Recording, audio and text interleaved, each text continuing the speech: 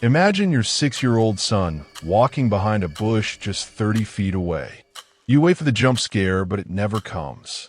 In 60 seconds, Dennis Martin vanished into thin air. Why did the Green Berets move in? What did the FBI hide?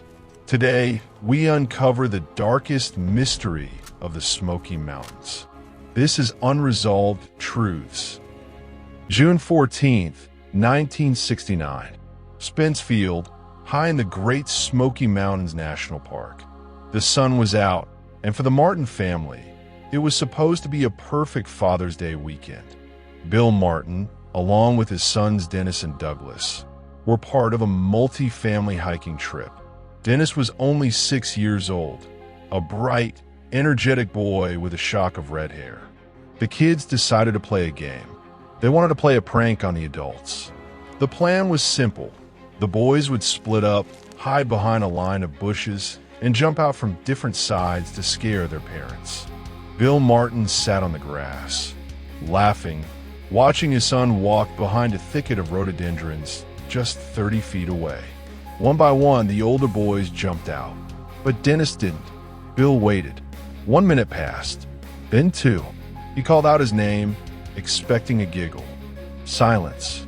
Within 5 minutes, the laughter was gone, replaced by a cold, sharp realization. In the middle of a clear afternoon, with his father watching from just yards away, Dennis Martin had simply vanished.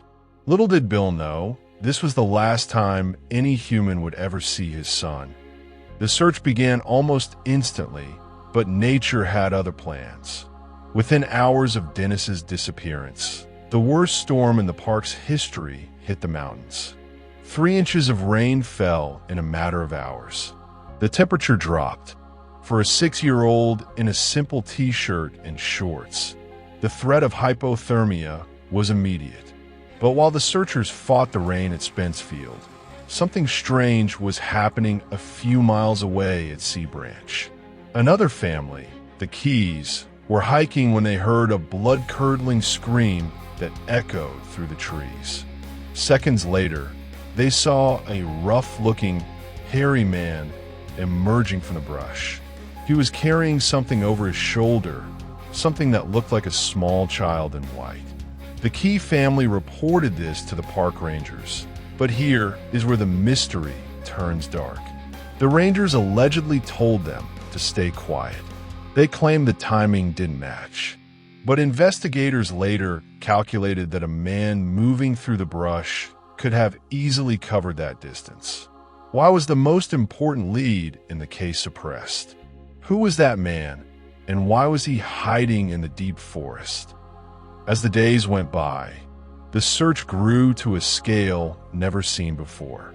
1,400 volunteers, the FBI, and eventually the Green Berets. This is where the conspiracy theories begin. Why would the United States Special Forces be deployed to find one missing child? Witnesses at the time reported that the Green Berets were heavily armed and refused to communicate with local law enforcement or the volunteer searchers. They moved in their own patterns, searching areas that were strictly off-limits to everyone else. When the search was eventually called off, the military left without sharing a single page of their logs. Rumors began to swirl. Did they find something? Some believe the military wasn't looking for Dennis, but was protecting the public from something else. There are documents suggesting the Green Berets were there to investigate feral populations, humans who have lived off-grid in the cave systems of the Smokies for generations. To this day, the FBI files on Dennis Martin contain redacted pages that have never seen the light of day.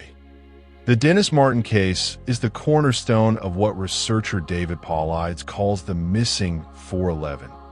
This phenomenon tracks thousands of people who disappear in national parks under identical, impossible circumstances. Look at the patterns. A sudden storm right after the disappearance. The involvement of the FBI or military. The lack of scent for bloodhounds. And the most chilling detail, the total absence of physical evidence.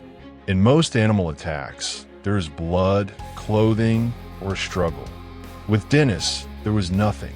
Not a single red thread from his shirt, not a scrap of his shorts. It's as if he was lifted off the face of the earth. Some researchers suggest a predator, not an animal, but a human or something else that knows the park better than the rangers. A predator that can navigate the unreachable areas of the Smokies. Did Dennis stumble upon a forbidden zone? Or was he taken by a figure the locals call the wild men of the woods? Bill Martin never stopped looking. He spent his life savings and every waking hour for years returning to Spence Field. He once said that the hardest part wasn't the loss, but the silence. The mountains don't give back what they take. As we look at this case in 2026, new technology like LiDAR and advanced ground-penetrating radar are being used to map the Smokies. But even with our modern eyes, the spot where Dennis vanished remains a void. Dennis would be a man in his late 50s today. Somewhere in the deep, dark heart of the Tennessee mountains, the answer lies buried. Whether it's in a hidden cave or a government vault, the truth of Dennis Martin remains the Great Smoky Mountains' darkest secret.